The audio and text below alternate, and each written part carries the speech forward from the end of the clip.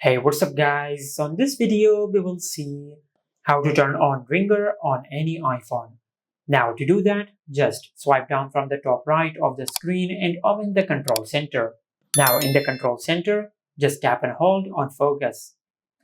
Now from this section, if do not disturb mode or any other focus mode is enabled on your iPhone, just tap on it to turn it off. Now once you turn off focus mode on your iPhone, then go to your home screen and open setting. In settings, just tap on sounds and haptics. And from here, if silent mode is enabled on your iPhone, just disable this toggle and disable silent mode on your iPhone. Also make sure to increase the ringtone slider from here. Just like that.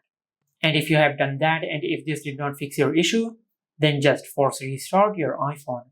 For that, just press and release the volume up button and the volume down button.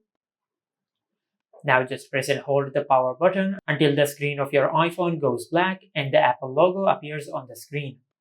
Once the Apple logo appears on the screen, just release the power button. And this is how you can turn on ringer on any iPhone.